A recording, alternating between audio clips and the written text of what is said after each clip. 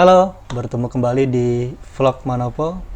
Pada kesempatan kali ini saya tidak membahas atau mereview buku, tapi saya tetap membahas sesuatu yang berkaitan dengan buku.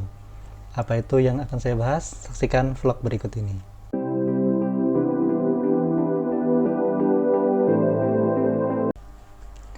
Nah, bagi kalian yang suka membaca buku, pasti misalkan tiba saatnya untuk bepergian, kalian berencana ingin membawa beberapa buku untuk dibaca di perjalanan atau di lokasi tempat kalian tuju nanti. Nah, terkadang bawaan barang kita sudah terlalu banyak, sehingga untuk menambahkan beberapa buku itu sangat merepotkan kita. Nah, sekarang saya ingin memperkenalkan suatu gadget yang dapat membantu kalian tidak perlu membawa banyak buku untuk pergi berpiknik, tapi kalian cukup membawa satu alat saja. Nah, gadget tersebut adalah Kindle Book. Kindle Book ini adalah sebuah e-book reader, jadi sebuah gadget yang digunakan untuk membaca buku. Dan Kindle Book yang saya miliki ini adalah Kindle Book Paperwhite generasi 7. Ya. Dan Kindle Book ini sendiri diproduksi oleh Amazon, bisa kalian lihat tulisan di belakang Amazon. Dan juga ini sudah saya beli hampir 1 tahun yang lalu. Nah, sekarang saya akan membahas gadget ini berdasarkan pengalaman saya selama menggunakannya hampir 1 tahun ini. Nah, saat membeli Kindle ini, yang kalian dapat di boxnya adalah satu gadget Kindle dan juga satu kabel USB. Nah, kalau dari ukuran sendiri, saya sangat suka ukuran Kindle Book Paperwhite ini karena saya rasa ukurannya cukup pas di tangan, sehingga tidak khawatir untuk jatuh saat kita membacanya karena sangat handy sekali di tangan.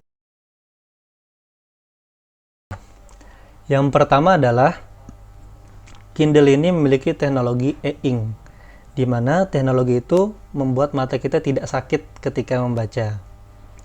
Yang kedua, Kindle ini memiliki teknologi anti-glare, sehingga membantu kita membaca walaupun dalam kondisi yang banyak cahaya. Misalkan kita membaca di bawah sinar matahari, tulisannya tetap bisa terlihat dengan jelas. Lanjutnya yang ketiga, Kindle ini dirancang dan dibuat untuk memiliki baterai yang tahan lama, sehingga ketika kita menggunakannya cukup 1 kali charger saja untuk kita gunakan selama 2 minggu, atau kalau kita tidak aktif menggunakannya cukup 1 kali charger saja untuk digunakan selama 1 bulan. Jadi baterainya sangat tahan lama. Yang keempat, Kindle ini memang dirancang untuk kita membaca, sehingga tidak ada gangguan-gangguan, distraksi-distraksi seperti kalau kita membaca di gadget yang lain.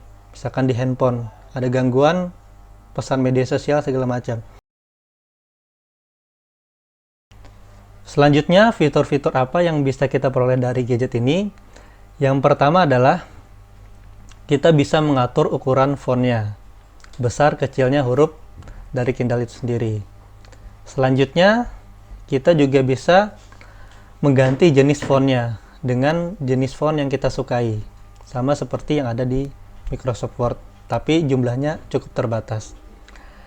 Dan juga kita bisa mengatur ketebalan tulisan itu sendiri. Kita bisa mengatur boldnya seberapa tebal. Dan fitur yang selanjutnya adalah kita bisa mengatur pencahayaan di Kindle ini. Jadi kalau kita membaca dalam keadaan yang gelap, kita bisa memperbesar cahayanya. Dan jika kita membaca di lokasi yang cukup banyak cahaya, kita bisa memperkecil cahayanya. Jadi ada fitur pengaturan cahaya. Selanjutnya, fitur yang cukup menarik menurut saya adalah dari bacaan kita bisa melakukan highlight, atau paragraf-paragraf yang menurut kita penting bisa kita highlight, dan nanti highlight-nya bisa kita baca ulang. Jadi highlight yang kita berikan di buku di Kindle ini bisa kita baca karena sudah dia rangkum secara otomatis bagian-bagian yang sudah kita highlight. Nah, highlight ini sendiri selain kita bisa baca di Kindle, kita bisa juga baca di Goodreads. Nah, ini juga yang menarik bahwa Kindle ini bisa kita hubungkan dengan Goodreads.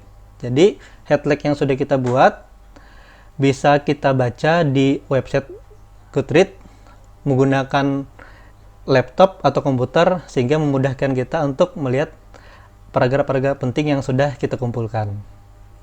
Oke.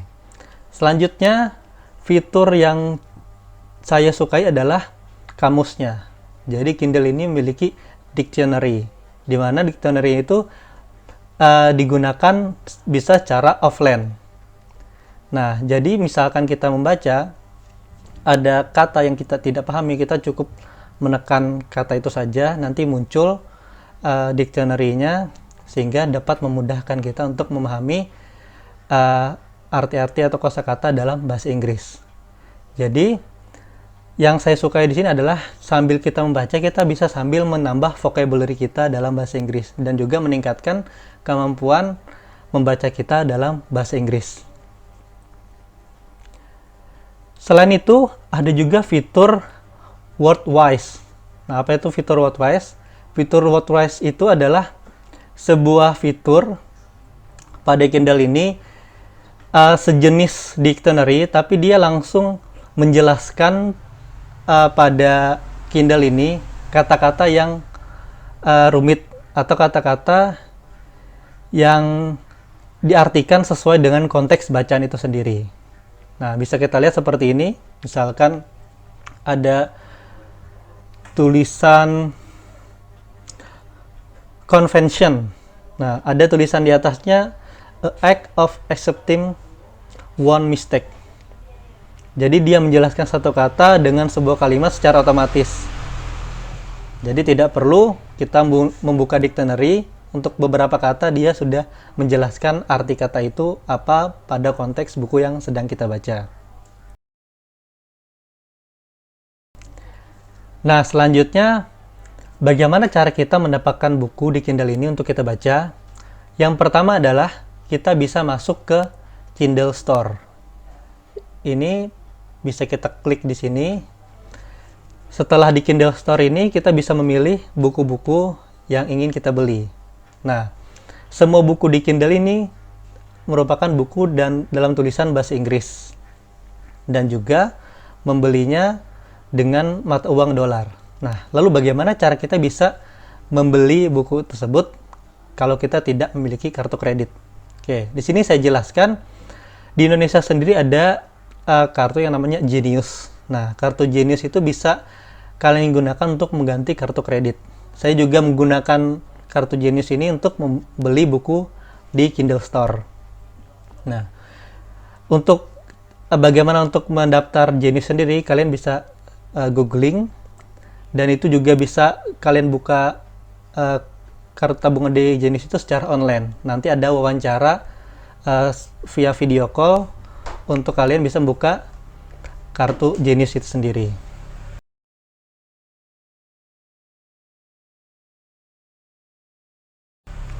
Nah, selanjutnya misalkan kalian tidak suka membaca buku yang bahasa Inggris, karena tadi di Kindle Store buku-bukunya semuanya buku bahasa Inggris. Oke, itu tenang saja. Kalau kalian punya buku PDF berbahasa Indonesia, kalian bisa menggunakan USB yang kalian peroleh tadi dari boxnya tadi. Lalu kalian hubungkan Kindle kalian dengan laptop, lalu kalian transfer datanya seperti biasa ke Kindle itu sendiri. Dengan demikian kalian bisa membaca buku yang berbahasa Indonesia. Nah, format yang dapat diterima Kindle ini sendiri cukup banyak. Tapi yang paling compact dengan Kindle ini adalah format AMZ atau format yang khusus untuk Kindle ini sendiri, dirancang oleh perusahaan Amazon. Namun demikian, format PDF juga bisa kalian gunakan di Kindle ini. Nah, sekarang misalkan kalian punya banyak buku, di Kindle ini juga diberikan fitur untuk kalian membuat folder. Nah, seperti ini foldernya. Nah, folder ini digunakan biar file-file kalian bisa tersusun dengan lebih rapi, dan kalian bisa kategorikan sesuai dengan kategori buku yang kalian miliki. Misalkan di sini psikologi, ada investasi, dan lain sebagainya.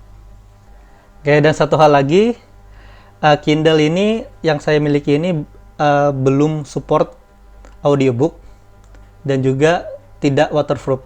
Jadi untuk kalian yang ingin support audiobook, yang suka mendengarkan audiobook atau yang khawatir jika gadgetnya terkena air, kalian bisa membeli Kindle yang sudah support audiobook dan waterproof. Ada juga versi yang premium dari ebook reader dari produksi Amazon ini adalah Oasis. Nah, kalian bisa juga lihat review-review Oasis di banyak channel YouTube yang lain.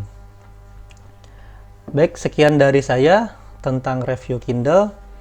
Untuk komentar atau pertanyaan kalian bisa tulis di bawah ini. Dan semoga informasinya bermanfaat untuk kalian. Terima kasih.